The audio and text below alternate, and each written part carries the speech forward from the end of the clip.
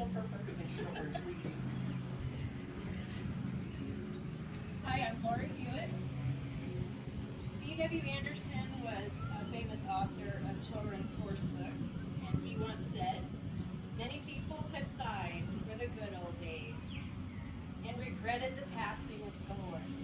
But today, when only those who like horses own them, it is a far better time for horses." Have any of you ever seen horses in the wild? Actually seen them out running? Anybody? Have any of you ever seen movies about wild horses? That's me. Have you ever thought about what the differences are between how we take care of horses as pets and how they survive out in the wild? Something I kind of wondered about. Well, horses do okay in the wild. They seem to do just fine without our help.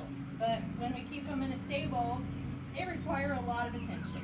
So, anyway, I'm Lori. I've had horses for over 30 years. I've worked for a racehorse trainer. I worked at a guest ranch taking care of a herd of about 120 geldings. I worked as a vet tech for a while. And I still don't know even a drop in the bucket about horses. I found that every time I'm around horses, I learn more about them. But I kind of think of them as a mystery that you're never going to completely solve. But I'd like to share a few things that I've learned about taking care of horses. The main points that I'll talk about are nutrition, and also we'll talk about maintenance, and we'll talk about the equipment that you'll need for riding. So let's start with how to feed, because that's probably the most important part of keeping a horse. Horses in the wild, obviously they move around, they get to graze. Their body tells them how much to eat and which plants to eat based on what type of nutrition they need. So when you put a horse in a stall and you prevent them from being able to choose what they eat and how much, they're depending on you to feed them the right kind of hay, the right kind of feed. According to, the University of Tennessee Extension agent named Jenny Ivey recommends that you feed your horse 1.5 to 2% of their body weight per day in hay. So if you've got a 1,000-pound horse, you need to eat about 15 to 20 pounds of hay every day. And that's recommended to divide that between 2 and 3 feedings to mimic a horse grazing in the wild. They're going to eat all day long, so the more times you can put hay in front of them, the better they're going to do. The next thing we'll talk about is grain. Grain is helpful if you have a horse that's underweight, or you have a horse that's growing, or very old, or working very hard. If your horse is none of those things, you might consider not feeding grain. You got to feed it very carefully. You never want to feed more than 5 pounds of grain at a time, and never more than 1% of the horse's body weight per day. So again, a 1,000-pound horse shouldn't get more than 10 pounds of grain a day, and it should never be more than 5 pounds at a time. If you feed them more than that, you're really risking that you can call it go, which is a horse bellyach. The next thing they obviously need is water. So you can either fill a water trough, or if they have access to a creek or a pond with fresh water, that works well too. The last thing they need is salt and minerals. And the easiest way to provide that is with a trace mineral block. Those are the brown ones that you get at the feed store. Just throw it in with them. They'll take as much of it as they need. So now that our horses are fed and happy, let's talk about the maintenance. First thing being vaccines. Vaccines you want to do once a year. And one of the main ones I'll talk about is West Nile, since that's something that people can get too. The West Nile vaccine, or the West Nile disease, is carried by mosquitoes. And I've always done vaccines like in April, and I was talking to my vet last week, and he actually said to wait until May, because the West Nile vaccine is only good for 6 months.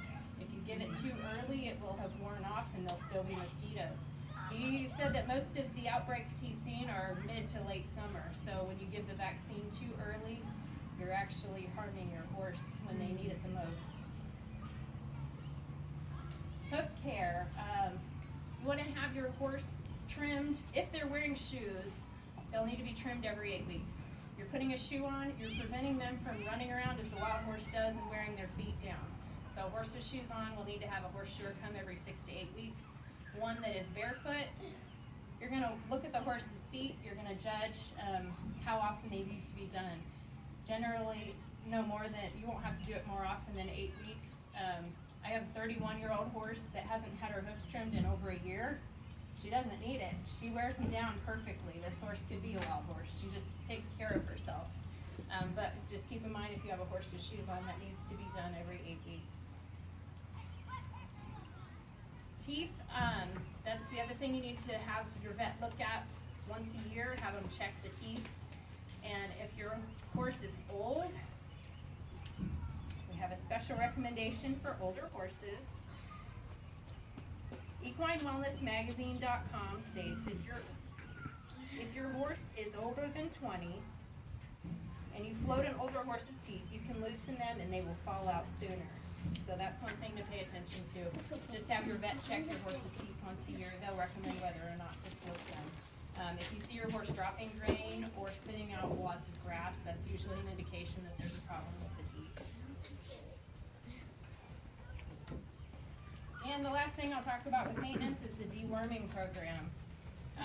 Those of you that have had horses for a long time probably remember when they told you to deworm your horse every other month religiously. Rotate between about 3 different dewormers. And they've changed, vets are starting to recommend something different now. Colorado State University Equine Recommended Deworming Schedule says the best way to determine the deworming schedule for your horse is to involve your veterinarian and to perform fecal egg counts. An individualized deworming program can save money and allow the use of less dewormer. So again, this would be something to talk to your vet about. To do a fecal, you would take a fresh stool sample from your horse to the vet. They'll check it. They'll tell you whether or not your horse even needs to be dewormed, but I would recommend doing that at least once a year.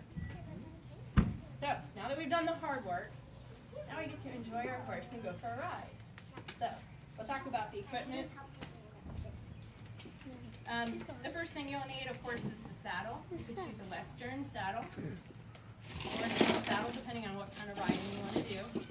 The main thing is to make sure that your cinch is clean. If your cinch has a lot of sweat and dirt, it can cause sores on the horse. And you want to check your billet and your latigo. These are the straps that hold your cinch to your saddle. Make sure that there's no cracking, and I would recommend oiling your saddle once a year and checking for any kind of cracking in the leather pretty much every time you ride, definitely at least twice a year. You also need a good saddle pad. The saddle pad needs to be thick enough that it protects the horse from any kind of sores of the saddle rubbing.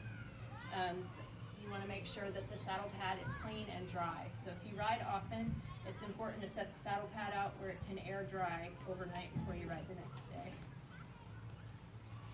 The bridle, same kind of thing. You need to check for any kind of cracking in the leather, because chances are if your horse takes off and you're pulling really hard, that's when your leather is going to break, and that's going to be the worst possible time for your leather to break. So check and make sure this right here, this gets wet a lot from the horse drinking out of the water trough or the corner of their mouth. So a lot of times this is where the cracking is going to happen. So just double check that before you ride every time. When you adjust this to fit your horse,